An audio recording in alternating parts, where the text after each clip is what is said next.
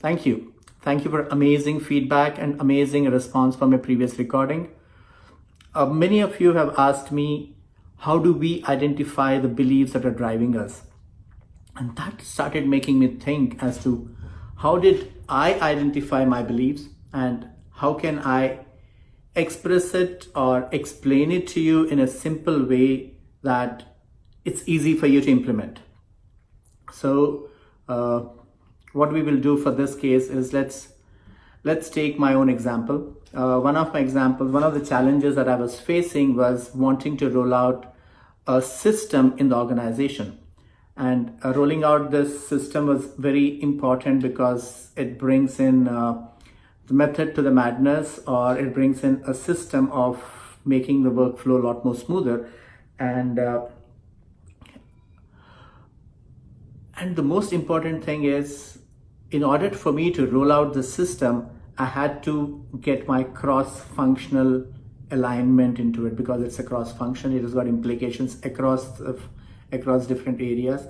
So it's important for me to have my cross-functional alignment for this whole system.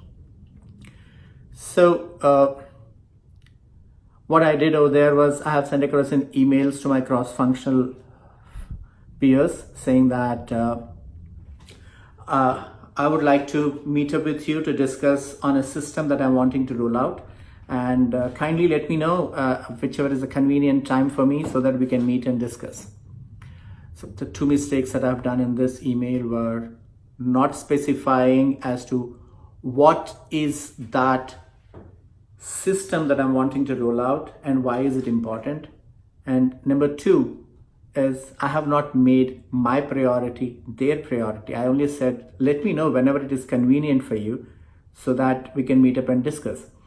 And because I have not made it a priority, people responded, it took its own sweet time, and the whole process got the whole system delayed from getting rolled out.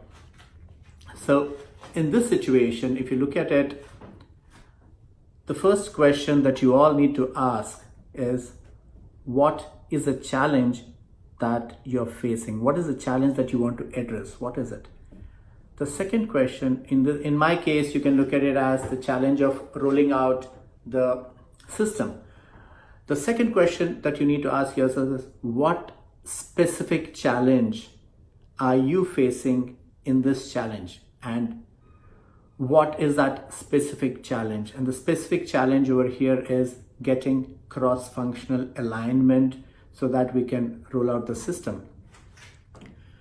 Once you have answered these two questions, comes the most important question, and it's not most important but also a very tricky question as to why is it important for you? Now, it's a simple thing. You all know that it's an important thing because if I roll it out, it is good for the organization. It is going to bring some method to the madness. Why am I again asking the same question as to why is it important for you? So once you have this, what happens in this case is you have two sets of answers. One is top of the mind recall, saying that it's good for the organization, it's going to bring in system to the madness. But then there are the second things which are a lot more deeper. And these deeper responses are the responses you get only when you ask yourself, what else? Why is it important for you? What else are the reasons why it is important for you? So in my case, if I ask myself the question as to why is it important for me? Well, the first top of the mind are it's important because it brings systems in place. It brings a method to the madness. And it's important because it's good for the organization. But then what else? The answer that I'm thinking of is it's good for me because it's going to set up my success. It's going to help me as one of my initial success. What else? It's important for me because it builds in my credibility. Well, yeah, it builds in my credibility. Now, if you look at it, the more you ask this question, you realize that you're getting more and more personal, and your personal answers actually bring in your commitment towards that particular challenge that you want to address. So now building my credibility is one of the most important things, and that brings in my commitment towards this particular challenge. Once you answer this question and you have the list of what else, the long list, ask yourself the most important question over here, that what is it that you need to address in order to resolve or achieve this particular challenge. So now the top of the mind, if you have answered the third question as to why is it important for you, you would know very easily as to what is it that you need to address. But if you have not answered that, and if you say it's good for it's important for the organization, the answer can be, I don't know. So if you're thinking that you do not know as to what is it that you need to address, go back to your third question and get into answering as to why is it important for you to face this challenge or achieve this thing. Once you know what is it that you need to address, ask yourself as to what is stopping you from achieving it, or what is stopping you from addressing these issues. What is stopping you from addressing these issues? Now, what is stopping you over here is basically the challenges or the beliefs that are stopping you. So what is stopping you over here are the beliefs that are stopping you.